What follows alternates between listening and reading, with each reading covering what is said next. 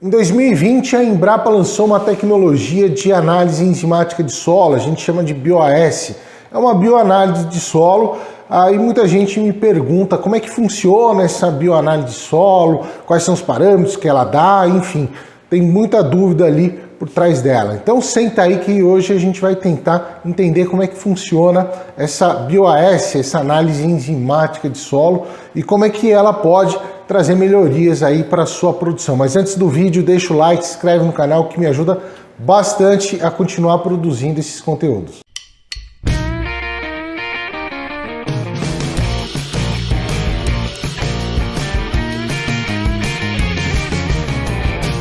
Quando a gente mandava para o laboratório a amostra de solo, a gente tinha duas opções: fazer análise química e fazer análise física.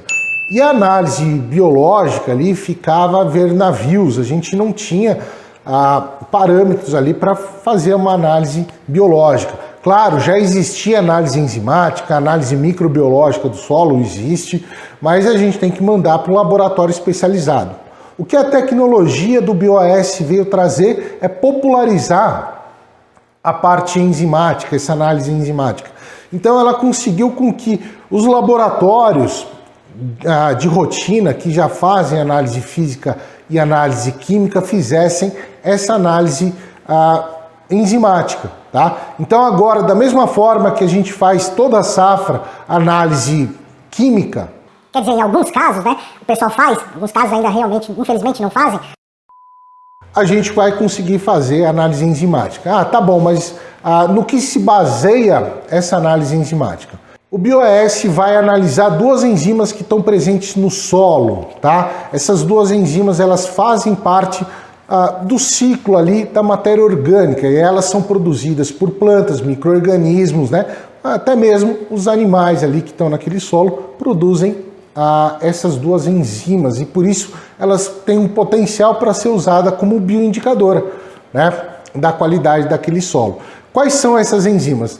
A aril-sulfatase e a beta-glicosidase. A aril-sulfatase é uma enzima relacionada ali, a principal enzima que está relacionada no ciclo do enxofre. Ela que vai tirar o sulfato ali, ela vai ser responsável por tirar ali, liberar o sulfato que está na matéria orgânica. E uma parte desse sulfato vai ser usada por micro-organismo, outra parte vai ser liberada ali no solo e ficar disponível para a planta, tá? Já a beta-glicosidase é uma das principais enzimas ali do ciclo do carbono, né? Ela vai decompor aquele carbono, principalmente ali na celulose. E essas duas enzimas juntos, elas podem indicar ali atividade microbiana naquele solo, né? Então, quanto mais atividade do microbioma daquele solo, mais enzimas, na teoria, vai ter, tá? Então é interessante. E não só isso, mas como ela também,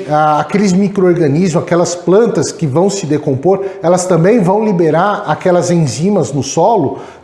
A gente não vai encontrar essas enzimas só nos organismos vivos, mas também elas lá no solo, porque quando elas morrem, esses organismos morrem, libera essas enzimas e elas vão ser fixadas ali por matéria orgânica. Então na própria matéria orgânica a gente vai encontrar a enzima, nas argilas também.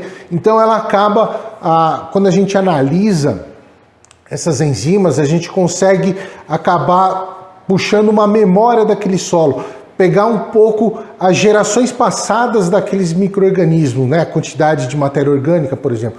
Então é uma coisa interessante para a gente conseguir analisar a evolução do nosso manejo ali. Ela traz todo esse histórico para saber a questão do manejo do nosso solo. Isso vai trazer diversos benefícios. E por isso que a análise enzimática sozinha ali, ela não vai indicar muita coisa.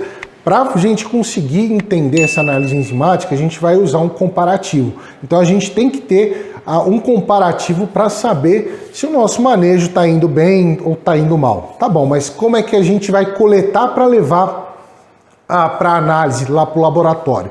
Da mesma forma que a gente faz a coleta do solo para fazer a análise química, tá? A gente tem que se ater ali com textura do solo. Então mudou a textura do solo, uma amostra diferente. A gente achou uma mancha mais escura ali, quer dizer que tem mais matéria orgânica, vai ser diferente também.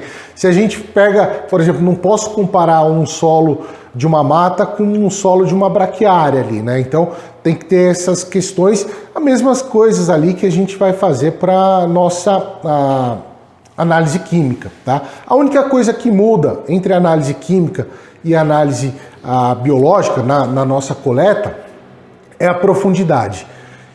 Quando a gente coleta o solo para levar para análise química, a gente vai coletar de 0 a 20 centímetros, tá? E lógico, de 20 a 40 também para ver a acidez, a questão do alumínio tóxico, mas geralmente de 0 a 20 ali, principalmente para a gente ver ali essa questão da acidez do solo, tá? Já na análise enzimática, a gente vai se limitar àquela faixa onde tem muita atividade microbiana, que são os primeiros 10 centímetros. Então a gente vai coletar o solo dos primeiros 10 centímetros e levar para o laboratório. Ou seja, a gente não vai poder utilizar a mesma amostra. A mesma amostra que eu vou levar para o laboratório para fazer a análise química, ela não pode ser a da análise enzimática, tá? Porque a análise enzimática a gente vai coletar desse de 0 a 10 centímetros. Como eu falei, a interpretação da análise enzimática é comparativa. A Embrapa está desenvolvendo tabelas como essa daqui. Essas tabelas, elas vão ser comparativas e de acordo com níveis, né? Mostrando o nível baixo, nível moderado, nível adequado. E claro, isso daqui vai mudar de cultura para cultura, de solo para solo, vai mudar dependendo do clima. Então a gente dificilmente vai poder comparar um solo, uma atividade enzimática de um solo durante o verão e durante o inverno, já são muito diferentes, né? Então são várias questões que a gente tem que levar em consideração. Então assim, o que eu recomendo é que você comece a fazer essas análises na sua propriedade e tenha o seu comparativo aí da sua propriedade, como é que estava antes, como é que está agora, como é que vai estar depois, no ano seguinte, enfim, assim você consegue, com uma tabela comparativa aí da sua propriedade, você consegue entender a evolução do manejo que você está fazendo.